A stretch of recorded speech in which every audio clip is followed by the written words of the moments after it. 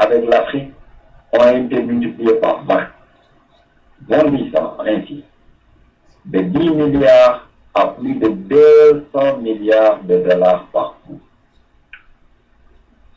Le marché africain de déjà plus d'1 milliard de personnes promet d'être gigantesque. Si l'on en croit l'Union africaine, pour le seul domaine énergétique, 300 milliards de dollars seraient indispensables au continent. You are the last party in the conference. You will hear silence until the conference begins. Et gazoducs nécessaires au transport de l'électricité et des hydrocarbures des pays producteurs vers ceux qui en sont dépourvus. Pour cela, il y a le principe de l'AGOA, qui est avant tout un principe gagnant-gagnant. AGOA, ou l'African Growth Opportunity Act, est créé le 18 juin 2000, en complément du Trade and Development Act. Au-delà de la loi, l'AGOA est avant tout un outil macroéconomique permettant le développement de l'économie libérale sur le continent africain. C'est la possibilité pour les pays d'Afrique subsaharienne d'exporter de nombreux produits sans droit de douane, ce qui constitue une aubaine considérable. Les pays africains peuvent de ce fait pénétrer un marché fortement concurrentiel auquel ils n'auraient que difficilement accès sans ces dérogations. Mais au-delà des relations avec les seuls États-Unis, c'est un signal fort qui est envoyé au monde entier. Répondre aux exigences de performance du marché américain et bénéficier de partenaires avec des entreprises américaines renforce indiscutablement la visibilité et la compétitivité des entreprises africaines à travers le globe. Que l'on ne s'y trompe pas, l'AGOA offre également de nombreux avantages aux États-Unis. Par l'AGOA, la première puissance mondiale retrouve une place de choix dans les échanges avec l'Afrique subsaharienne. Avec l'accroissement de la concurrence internationale venue d'Europe, mais surtout d'Asie, l'AGOA permet aux États-Unis de bénéficier d'un privilège implicite dans l'importation de ressources du continent noir comme le pétrole. Tous les pays africains ne peuvent aujourd'hui prétendre adhérer à l'AGOA. Bien que 42 sur les 54 continents participent au programme. Les critères stricts d'adhésion sont nécessaires pour pouvoir présenter candidature. Parmi les critères essentiels, la bonne tenue du climat politique, la consolidation de la paix via des élections transparentes et démocratiques et le respect des droits de l'homme. Autant de conditions diplomatiques qui ont contribué à faire perdre à certains pays leur statut de pays éligible. Sur le plan purement commercial, un traitement non discriminatoire aux sociétés et aux investisseurs étrangers est exigé.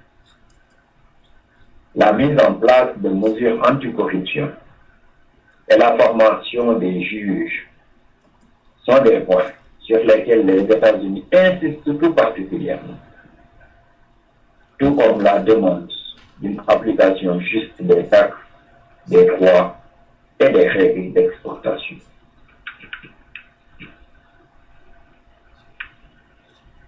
Entre janvier et mars 2012, les échanges entre les États-Unis et l'Afrique ont connu une récession de 24% par rapport à la même période lors de l'exercice précédent.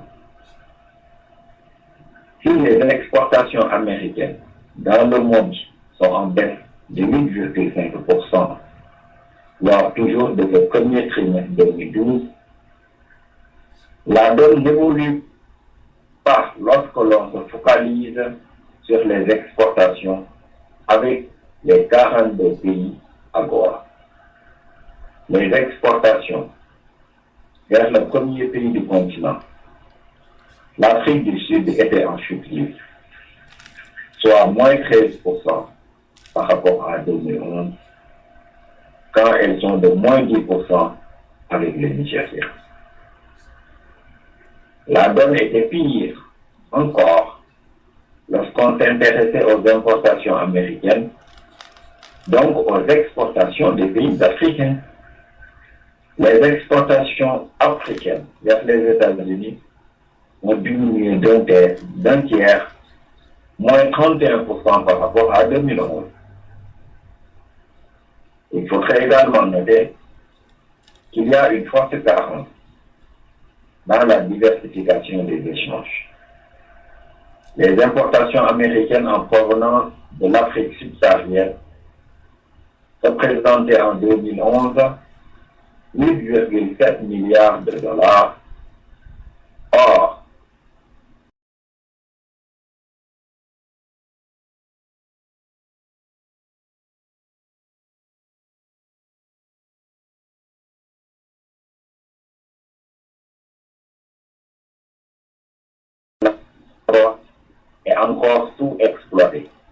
était encore sous-exploité par les pays africains.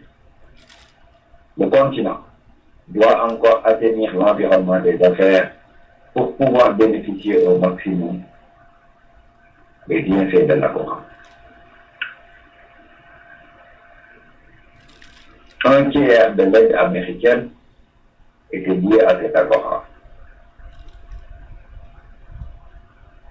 Les efforts incontestables pour renforcer les liens économiques et commerciaux avec le continent n'ont pas été couronnés de succès en raison d'un certain nombre de défauts organisationnels et stratégiques.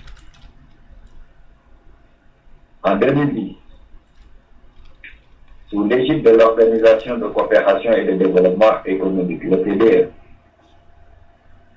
une revue quadriennale par les pairs de la politique américaine en faveur du développement, un document toujours d'actualité,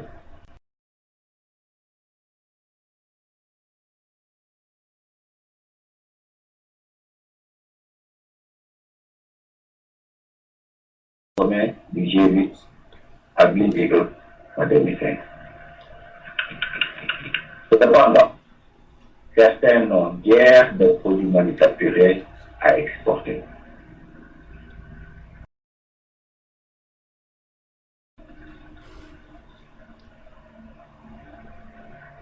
La théoriquement en 2015. Et ça a été un des plats de résistance du sommet de Washington.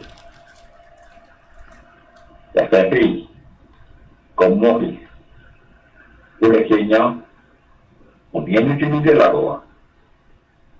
D'autres, comme la RD, Congo, ou la Zambie, n'ont guère de produits manufacturés à exporter.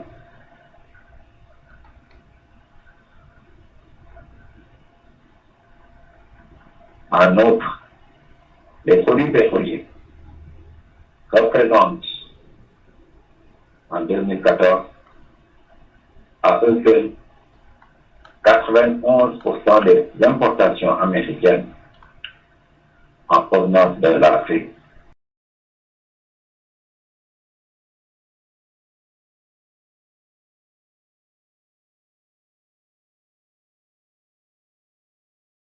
Sur 2 points. Pour que les pays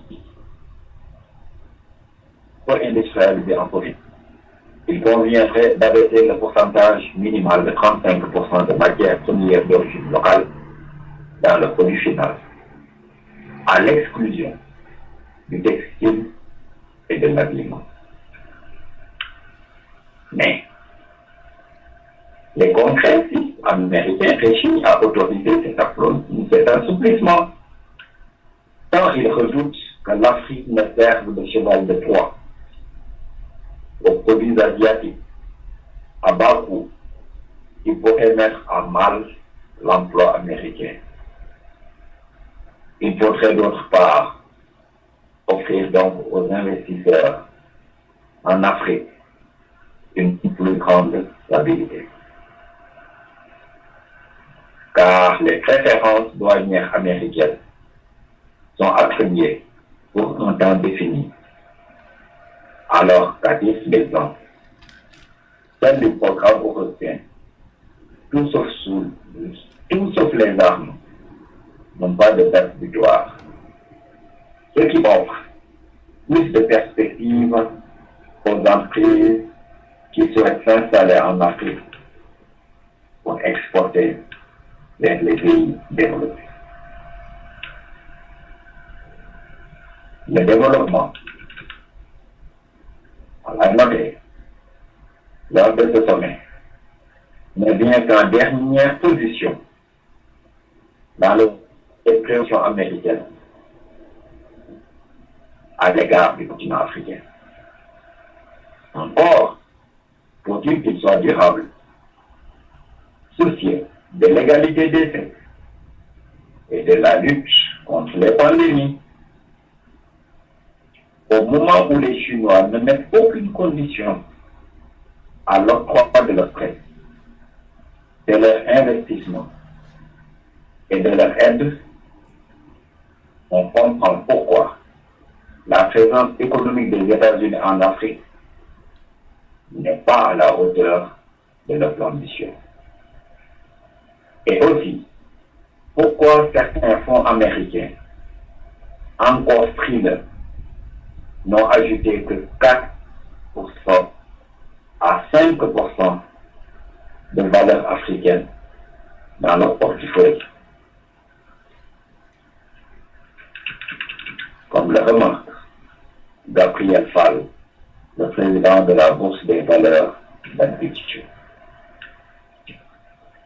Ce qu'il faut également noter lors de ce sommet, c'est que les dictateurs africains sont sortis vainqueurs.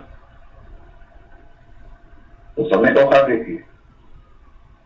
Les dictateurs pourront se féliciter d'avoir non seulement serré la main de Barack Obama, mais surtout d'avoir eu droit à tous les égards dans ce pays, considéré comme la plus grande puissance au monde et la référence en matière de démocratie et de liberté. Une très belle illusion pour les démocrates africains.